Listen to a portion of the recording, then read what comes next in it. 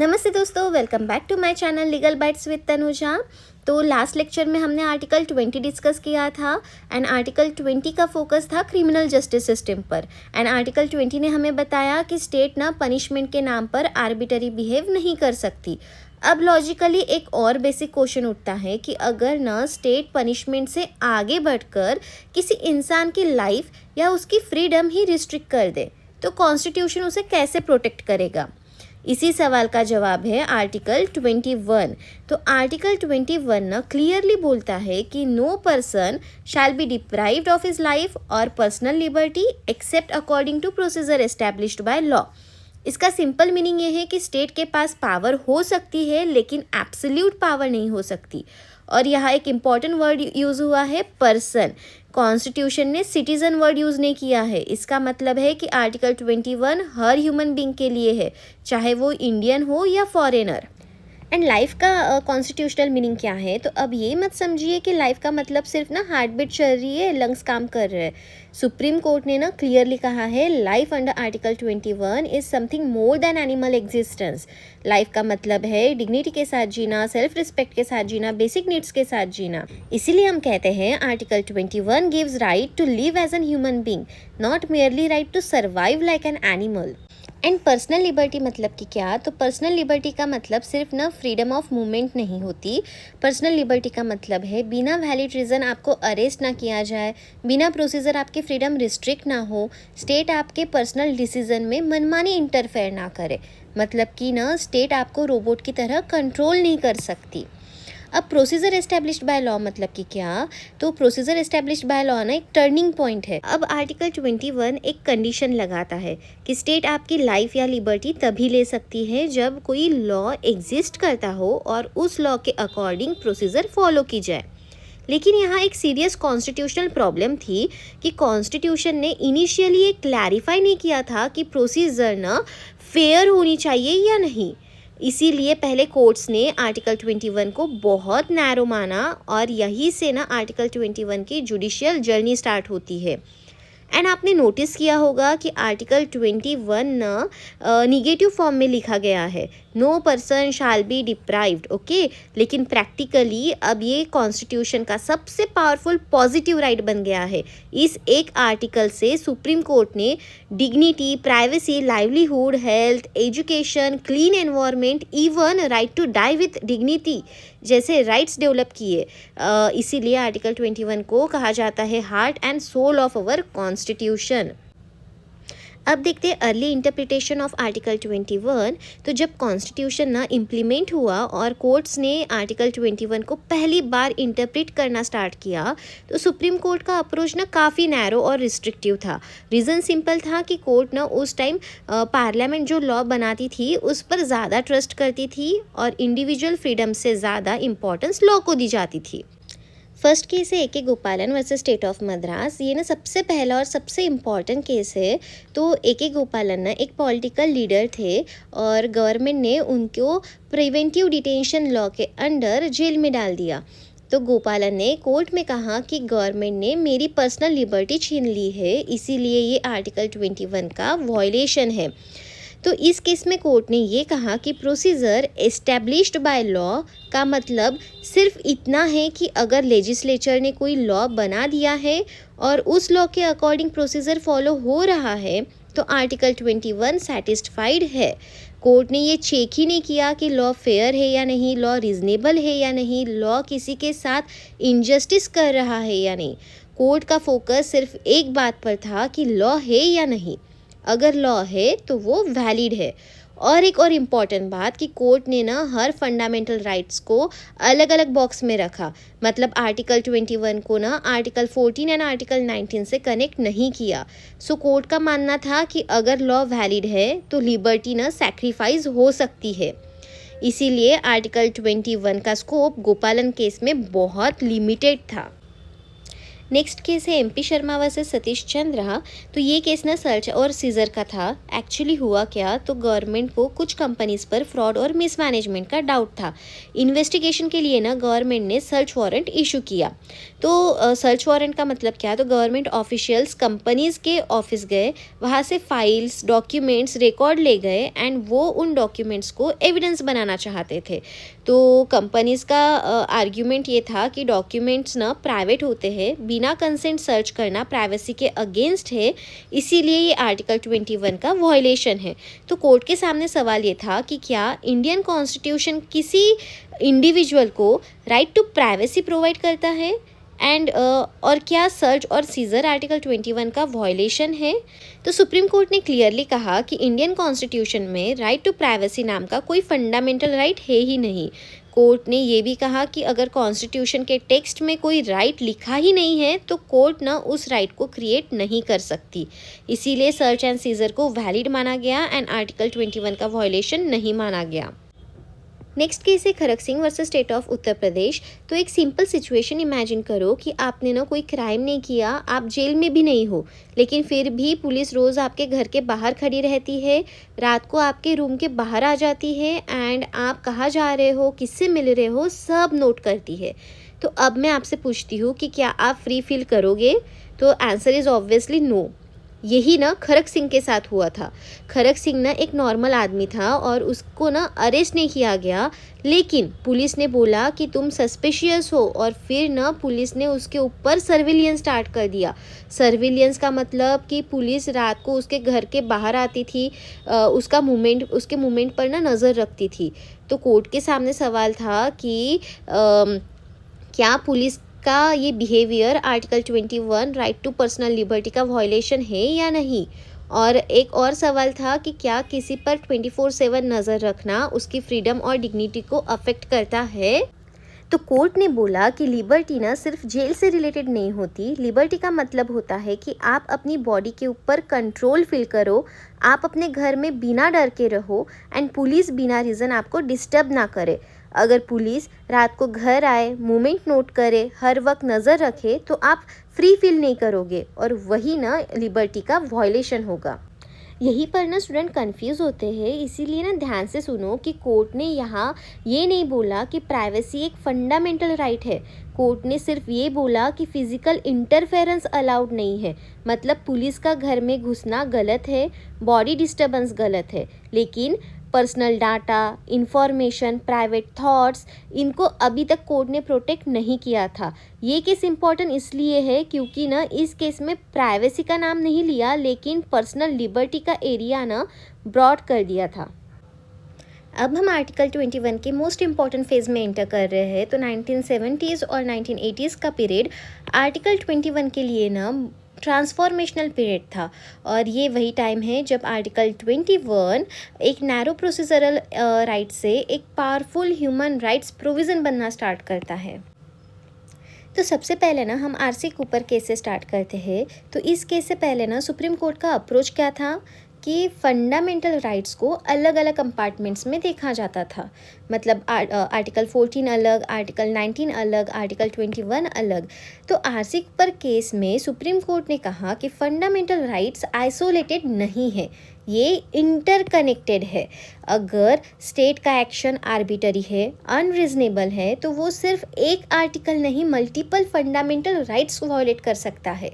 तो इस केस ने आर्टिकल 21 के लिए एक स्ट्रॉन्ग फाउंडेशन प्रिपेयर की।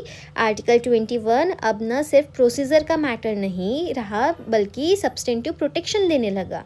नेक्स्ट केस है एडीएम जबलपुर वर्सेस शिवकांत शुक्ला 1976। तो अब हम ना इमरजेंसी पीरियड की तरफ आते हैं। तो इमरजेंसी के टाइम में क्या हुआ कि 1975 टू 77 के इमरजेंसी पीरियड में आर्टिकल 19 ना सस्पेंड हो गया था एंड प्रिवेंटिव डिटेंशन लॉज का मिसयूज़ हो रहा था। तो लोगों को ना बिना रीज़न जेल में डाला जा रहा था। तो अब क्वेश्चन ये उठता है कि अगर इमरजेंसी में फंडामेंटल राइट सस्पेंड हो जाए तो क्या एक इंसान का राइट टू लाइफ भी ख़त्म हो जाता है। तो मेजॉरिटी जजमेंट ने अनफॉर्चुनेटली ना ये कहा कि इमरजेंसी के टाइम पर आर्टिकल 21 भी एनफोर्स नहीं किया जा सकता। मतलब अगर स्टेट किसी को इलीगल डिटेन करे तो कोर्ट कुछ नहीं करेगी, ये डिसीजन ना बेसिकली ये मानता था कि लाइफ और लिबर्टी स्टेट की मर्जी पर डिपेंड हो सकते हैं। लेकिन यहाँ ना एक हिस्टोरिक डिसेंट आता है, जस्टिस HR खन्ना जी का डिसेंट। जस्टिस खन्ना जी ने कहा कि लाइफ और लिबर्टी स्टेट के मर्जी पर एग्जिस्ट नहीं कर सकती and state is not about life and liberty. Okay, उनके वर्ड्स का इसेंस ये था कि अगर कॉन्स्टिट्यूशन भी लाइफ को प्रोटेक्ट ना करे तो रूल ऑफ लॉ का कोई मीनिंग नहीं बचता। तो याद रखिए कि उस टाइम ना जस्टिस खन्ना जी माइनॉरिटी में थे एंड ADM जबलपुर का मेजॉरिटी जजमेंट ना बाद में भले ही गलत माना गया, लेकिन जस्टिस खन्ना जी का डिसेंट आज इंडियन कॉन्स्टिट्यूशनल लॉ का गाइडिंग प्रिंसिपल है। अब हम देखते हैं आर्टिकल 21 का turning point. Maneka Gandhi case ने ना आर्टिकल 21 को कम्प्लीटली रीडिफाइन कर दिया। कोर्ट ने यहाँ 3 इम्पॉर्टेंट बातें क्लियर की। पहली बात, पहले क्या माना जाता था कि अगर कोई लॉ बना हुआ है और स्टेट ने उस लॉ के स्टेप्स फॉलो कर लिए तो आर्टिकल 21 सेटिस्फाई हो जाता था। मनेका गांधी केस ने ये अप्रोच न रिजेक्ट कर दिया। प्रोसीजर एस्टेब्लिश्ड बाय लॉ का मतलब सिर्फ लॉ एग्जिस्ट करता है इतना काफ़ी नहीं है। प्रोसीजर ना फेयर होनी चाहिए, जस्ट होनी चाहिए एंड रिजनेबल होनी चाहिए, चाहे लेजिस्लेचर ने लॉ पास ही क्यों ना किया हो। दूसरी बात, आर्टिकल 21 को ना आर्टिकल 14 और आर्टिकल 19 के साथ पढ़ना होगा। इसको ही कहते हैं golden triangle of fundamental rights. मतलब article 14 checks arbitrariness, article 19 checks reasonableness of restriction and article 21 protects life and liberty. तीनों मिलकर स्टेट पावर को कंट्रोल करते हैं। एंड तीसरी बात कि कोर्ट ने क्लियरली बोला कि अगर स्टेट का एक्शन आर्बिट्री है तो वो आर्टिकल 21 का वायलेशन है।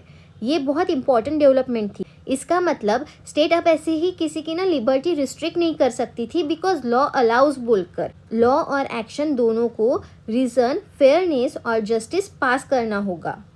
मनेका गांधी केस के बाद ना कोर्ट ने कहा कि अगर लाइफ मीनिंगफुल होनी चाहिए तो उसके साथ कुछ इसेंशियल राइट्स भी होने चाहिए।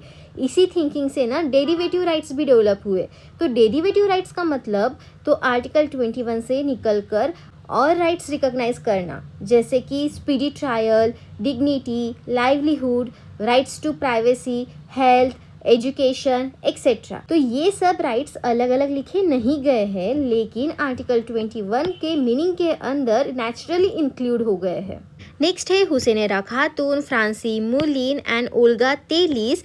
इन केसेस में ना सुप्रीम कोर्ट ने एक ग्राउंड रियलिटी देखी। तो हुसैनेरा खातून केस में सुप्रीम कोर्ट ने ये नोटिस किया कि लोग अंडर ट्रायल प्रिजनर के रूप में सालों से जेल में बंद थे, जबकि उनका ट्रायल शुरू ही नहीं किया हुआ था। तो कोर्ट ने ये होल्ड किया कि right to speedy trial article 21 का इसेंशियल एंड इनसेपरेबल कंपोनेंट है। अगर ट्रायल अनड्यूली डिले होता है तो राइट टू लाइफ और पर्सनल लिबर्टी का रियल मीनिंग ख़त्म हो जाता है। एंड इन फ्रांसिक मुलिन केस, इस केस में सुप्रीम कोर्ट ने आर्टिकल 21 के स्कोप को और क्लैरिफाई किया। कोर्ट ने कहा कि लाइफ का मतलब सिर्फ फिजिकल सर्वाइवल नहीं बल्कि ह्यूमन डिग्निटी और मिनिमम बेसिक नीड्स के साथ जीना है। इस जजमेंट के थ्रू कोर्ट्स ने क्लियरली एस्टैब्लिश किया कि आर्टिकल 21 सिर्फ क्वांटिटी ऑफ लाइफ को नहीं बल्कि क्वालिटी ऑफ लाइफ को भी प्रोटेक्ट करता है। एंड इन ओल्गा तेलिस केस में ना कोर्ट ने ये एग्जामिन किया कि अगर किसी पर्सन का लाइवलीहुड ही छीन लिया जाए तो क्या राइट टू लाइफ मीनिंगफुल रह सकती है। तो कोर्ट ने होल्ड किया कि राइट टू लाइवलीहुड आर्टिकल 21 का इंटीग्रल पार्ट है, क्योंकि लाइवलीहुड के बिना लाइफ डिग्निफाइड और मीनिंगफुल नहीं हो सकती। अगर ना स्टेट बिना फेयर और बिना रीजनेबल प्रोसीजर के लाइवलीहुड डिप्राइव करती है तो वो आर्टिकल 21 का वायलेशन है। तो 1970s to 1980s के इस पीरियड में ना आर्टिकल 21 का स्कोप प्रोसीजर से डिग्निफाइड तक, मेरी सर्वाइवल से मीनिंगफुल लाइफ तक और स्टेट पावर से ना ह्यूमन राइट्स तक एक्सपांड हुआ। तो इसी डेवलपमेंट के बाद आर्टिकल 21 को ना कॉन्स्टिट्यूशन का सोल प्रोविज़न कहा जाता है।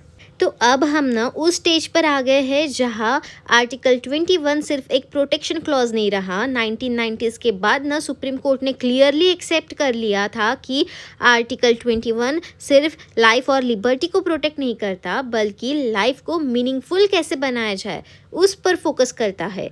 तो इस फेज़ में आर्टिकल 21 सोशियो इकोनॉमिक और सिविल लिबर्टीज़ का मेन कॉन्स्टिट्यूशनल सोर्स बन गया। तो right to education Unni Krishnan case, तो सबसे पहले ना ये समझिए कि उन्नीन कृष्णा केस में क्या हुआ था। तो कोर्ट ने यहाँ एक बेसिक सवाल पूछा कि अगर इंसान जिंदा है तो लेकिन एजुकेटेड ही नहीं है, तो क्या वो डिग्निटी के साथ जी सकता है। तो सुप्रीम कोर्ट ने कहा कि एजुकेशन बिना लाइफ इनकम्प्लीट है।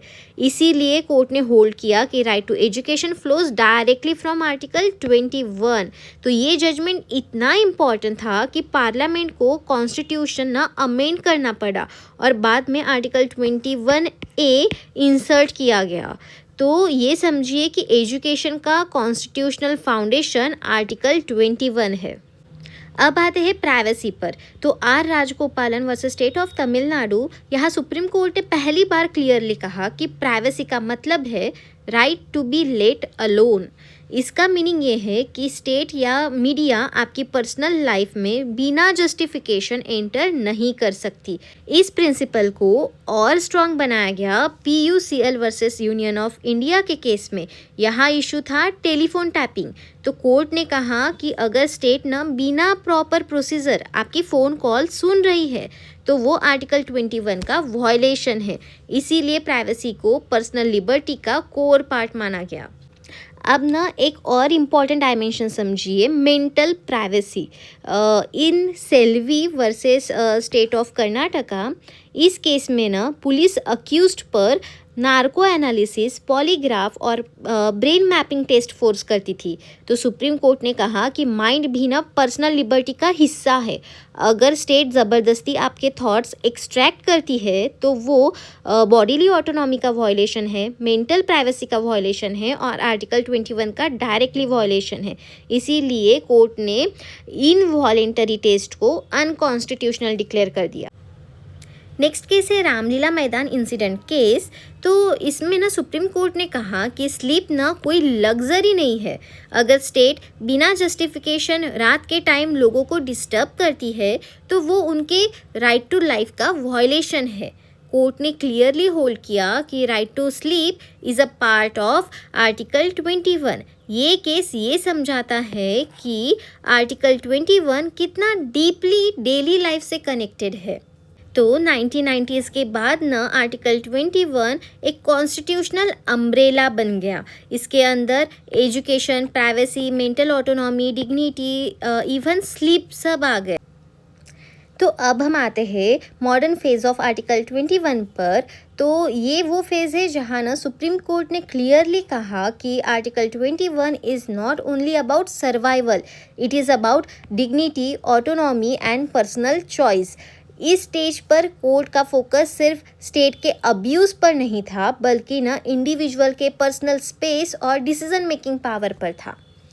तो फर्स्ट केस है जस्टिस केस पुट्टुस्वामी। ये केस ना समझना बहुत ज़रूरी है। यहाँ ना 9 जज बेंच ने अनोमसली डिक्लेयर किया कि right to privacy is a fundamental right under article 21। Court ने ये भी कहा कि प्राइवेसी कोई लग्जरी नहीं है, प्राइवेसी ह्यूमन डिग्निटी का कोर एलिमेंट है। कोर्ट ने क्लैरिफाई किया कि privacy means autonomy and autonomy means ability to make personal choice and personal choice means personal liberty. तो इस जजमेंट ने क्लियरली ओवररूल्ड कर दिया था MP Sharma and Kharak Singh case को। तो इस केस के बाद ये क्लियर हो गया कि स्टेट बिना स्ट्रॉन्ग जस्टिफिकेशन के आपके पर्सनल लाइफ में इंटरफेयर नहीं कर सकती। नेक्स्ट केस है independent thought versus union of India. तो इस केस में ना सुप्रीम कोर्ट ने आर्टिकल 21 को बॉडीली इंटीग्रिटी और डिग्निटी के एंगल से एक्सप्लेन किया। कोर्ट के सामने मेन क्वेश्चन ये था कि क्या मैरिज एक माइनर गर्ल के फंडामेंटल राइट्स को ख़त्म कर सकती है क्या। तो कोर्ट ने क्लियर कहा कि मैरिज न एक लीगल रिलेशनशिप हो सकती है, लेकिन वो माइनर गर्ल की डिग्निटी और बॉडीली ऑटोनॉमी को ओवरराइड नहीं कर सकती। कोर्ट ने ये भी कहा कि माइनर चाइल्ड वैलिड कंसेंट नहीं दे सकती एंड बॉडीली इंटीग्रिटी आर्टिकल 21 का इसेंशियल पार्ट है। इसीलिए कोर्ट ने ना एज ऑफ कंसेंट को 18 ईयर तक राइज किया, चाहे लड़की मैरिड हो या अनमैरिड। कोर्ट का फाइनल मैसेज ये था कि चाइल्ड की डिग्निटी और बॉडीली ऑटोनॉमी कस्टम्स, ट्रेडिशंस और मैरिटल स्टेटस से ऊपर है। तो ये जजमेंट ना आर्टिकल 21 का डिग्निटेरियन अप्रोच दिखाता है, जहाँ लाइफ का मतलब सिर्फ एग्जिस्टेंस नहीं बल्कि रिस्पेक्ट और प्रोटेक्शन के साथ जीना है। नेक्स्ट है Joseph shine versus union of India. तो ये केस ना हमने काफ़ी डिटेल में एक्सप्लेन किया है लास्ट लेक्चर्स में। तो इस केस में ना सेक्शन 497 आईपीसी स्ट्राइक डाउन हुआ। यहाँ कोर्ट ने कहा कि एडल्ट्री कोई क्राइम नहीं हो सकता एंड वुमन हस्बैंड की प्रॉपर्टी नहीं है। सेक्शुअल ऑटोनॉमी को न कोर्ट ने पर्सनल लिबर्टी का इसेंशियल पार्ट माना। तो आर्टिकल 21 यहाँ सिर्फ ना लिबर्टी प्रोटेक्ट नहीं करता, इक्वालिटी और डिग्निटी को भी एनफोर्स करता है। And Navtej Singh Johar versus union of India, तो ये केस ना आर्टिकल 21 के इवोल्यूशन का लैंडमार्क मूवमेंट है। तो यहाँ कोर्ट ने कंसेंशुअल होमोसेक्सुअल रिलेशनशिप को डिक्रिमिनलाइज किया। कोर्ट ने कहा कि सेक्सुअल ओरिएंटेशन एक नेचुरल एट्रीब्यूट है एंड डिग्निटी का मतलब है अपनी आइडेंटिटी के साथ जीना। तो आर्टिकल 21 का मतलब ये है कि स्टेट किसी को सिर्फ इसीलिए पनिश नहीं कर सकती क्योंकि वो डिफरेंट है। नेक्स्ट है common cause versus union of India. तो इस केस में ना एक सेंसिटिव क्वेश्चन उठा कि क्या डिग्निफाइड लाइफ के साथ डिग्निफाइड डेथ भी पॉसिबल है क्या। तो सुप्रीम कोर्ट ने कहा कि राइट टू लाइफ के अंदर right to die with dignity included है। इसीलिए ना पैसिव यूथेनेशिया को अलाउ किया गया, मतलब कि लाइफ सपोर्ट को विड्रॉ करना जब पेशेंट ना टर्मिनल स्टेज में हो। लेकिन कोर्ट ने ये भी क्लियर किया कि ये राइट एब्सोल्यूट नहीं है, इसके लिए स्ट्रिक्ट सेफगार्ड्स होंगे, मेडिकल एक्सपर्ट्स की ओपिनियन होगी and proper legal procedure follow होगा। कोर्ट का फोकस ये था कि लाइफ का वैल्यू डिग्निटी में है, सिर्फ बायोलॉजिकल कंटिन्यूएशन में नहीं। तो इस फेज़ के बाद ना आर्टिकल 21 का स्कोप और एक्सपांड हुआ। अब आर्टिकल 21 के अंदर ये राइट्स भी क्लियरली रिकॉग्नाइज किए गए, जैसे कि रिप्रोडक्टिव ऑटोनॉमी, मतलब एक पर्सन स्पेशली वुमन को ये फ्रीडम है कि वो अपने बॉडी और रिप्रोडक्शन से रिलेटेड डिसीजन खुद ले सके। And right to choose one's life partner, मतलब स्टेट या सोसाइटी किसी एडल्ट को ये डिक्टेट नहीं कर सकती कि उसे किससे शादी करनी चाहिए। पर्सनल चॉइस ना डिग्निटी का कोर पार्ट है। And right to refuse medical treatment, मतलब अगर कोई एडल्ट मेंटली साउंड पर्सन है तो उसे अनवांटेड मेडिकल ट्रीटमेंट फोर्स नहीं किया जा सकता। And privacy in criminal investigation and trials, मतलब कि इन्वेस्टिगेशन के नाम पर किसी की डिग्निटी, रेप्यूटेशन या पर्सनल लाइफ को अननेसेसरीली वायलेट नहीं किया जा सकता। And protection of life and liberty against non state actors, मतलब कुछ सिचुएशन में कोर्ट ने कहा कि स्टेट की ड्यूटी सिर्फ ये नहीं है कि वो खुद लाइफ या लिबर्टी वायलेट ना करे, बल्कि ये भी है कि वो प्राइवेट इंडिविजुअल्स के एक्ट से भी प्रोटेक्शन दे। एंड सिग्निफिकेंस क्या है आर्टिकल 21 का, तो आर्टिकल 21 ना आज इंडियन कॉन्स्टिट्यूशन का सेंट्रल पिलर बन चुका है और ये सिर्फ फिजिकल सर्वाइवल प्रोटेक्ट नहीं करता बल्कि डिग्निटी, ऑटोनॉमी और मीनिंगफुल लाइफ की गारंटी देता है। एंड आर्टिकल 21 स्टेट के आर्बिटरी एक्शंस पर स्ट्रॉन्ग कॉन्स्टिट्यूशनल कंट्रोल रखता है और ये इंश्योर करता है कि लाइफ और लिबर्टी को अफेक्ट करने वाले लॉ फेयर, जस्ट और रिजनेबल हो। तो इस एक प्रोविज़न के थ्रू सिविल, पॉलिटिकल, सोशल और इकोनॉमिक राइट सब एक ही कॉन्स्टिट्यूशनल प्रोटेक्शन के अंदर आ जाते हैं। तो ये था आर्टिकल 21। अब नेक्स्ट लेक्चर में मिलते हैं आर्टिकल 22 के साथ, right against arrest and detention. Stay tuned.